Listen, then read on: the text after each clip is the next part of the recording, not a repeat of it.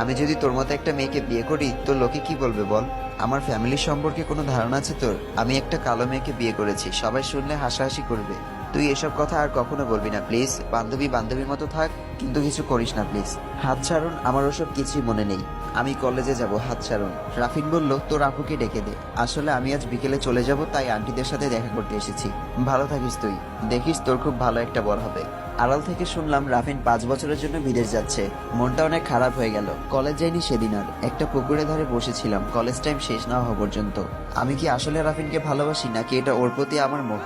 এসব ভাবছিলাম বসে বসে, আর নীরবে কাঁদছিলাম। কলেজ টাইম শেষ হয় 2টার সময়। আমার বাসায় ফিরতে 2:30 বেজে গেল। আজ হেঁটেই বাসায় ফিরেছি। বাসায় ফেরার সময় মনে হচ্ছিল কেউ ফলো করছে আমাকে। মন ভালো না, তাই ভালো করে খেয়াল করিনি। বাসায় ফেরার পর দেখলাম আপু রেডি হচ্ছে এবং জিজ্ঞেস করলাম, আপু কোথায় যাচ্ছ? আপু উত্তরে বলল, আর বলিস না, রাফিনকে এয়ারপোর্ট ছাড়তে যাচ্ছি। বললাম যাব না, ও শুনলই না। বলল ওর সব ফ্রেন্ডস ওকে ছাড়তে না গেলে ও নাকি যাবেই না। এর কোনো মানে হয় বল? আমরা সব ফ্রেন্ডস যাবো একসাথে। তুই ফ্রেশ হয়ে নে যা, আমি রেডি হতে লাগি। ফ্রেশ হয়ে তুইও রেডি হ জলদি। আমি? হ্যাঁ তুই। আমি কেন রেডি হব?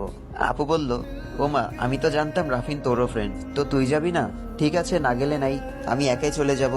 কথাটা বলে আপু মুচকি হেসে দিল। তুমি হাসছো কেন আপু? আপু বলল, কই হাসলাম? যদি যেতে চাস তো 15 মিনিটের ভেতর রেডি হবি। আর কথা না বাড়িয়ে রেডি হতে চলে গেলাম। ও ভালো নাইবা বাসুক, আমি তো ভালোবাসি ওকে। আর কবে দেখা হবে তার ঠিক নেই। কোনোদিন হয়তো আর দেখাই হলো না। আপু বলল, সে যদি হলো তোর?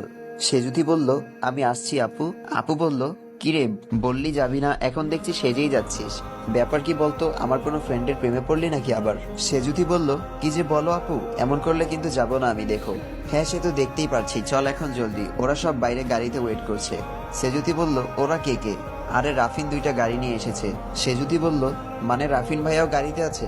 মনে হয়, চল তো গিয়ে দেখি। সে যদি বলল, আপু তুমি যাও, আমি আসছি।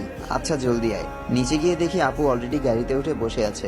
গাড়ি পুরো ভরা। কেউ একজন আমার হাতটা টান দিয়ে ভেতরে বসালো। পরে খেয়াল করলাম ওটা রাফিন। শেষমেশ ওর পাশে বসলাম। আমার কপালটাই খারাপ, না জানি আবার কি বলে অপমান করে। ধুর, ভাল লাগে না। রাফিন বলল, কি রে সেজুতি, এত সেজেছিস যে, বিয়ে বাড়ি যাচ্ছিস নাকি? এই বলে হেসে দিল। আসলে এই লোকটা সবসময় আমাকে অপমান করার জন্য রেডি হয়ে থাকে। সেজুতি বলল, আপু আমি যাব না, গাড়ি থামাও। আপু বলল, আরে তোর কি মাথা খারাপ নাকি? এখন গাড়ি কিভাবে থামাবো? তাহলে রাফিনে দেরি হয়ে যাবে, চুপ করে বসে থাকতেই। সেজুতি বলল, তাহলে আমি পেছনে বসবো, তুমি এখানে বসো। আপু বলল, আরে চুপ করে বসতো, আর অল্প একটু পথ, চলে আসছি প্রায়। তাকিয়ে দেখি রাফিন মুচকি হাসছে। ব্যাপারটা কিছুই বুঝলাম না। আমরা এয়ারপোর্ট পৌঁছে গেলাম। সবাই এক এক করে নেমে গেল। আমি আর রাফিন পাশাপাশি। সবাই নেমে এক সাইডে দাঁড়ালো। আমি যেই উঠতে যাব, ওড়নাটায় টান লেগে রাফিনের কোলের উপর পড়ে গেলাম। রাফিন সাথে সাথে আমাকে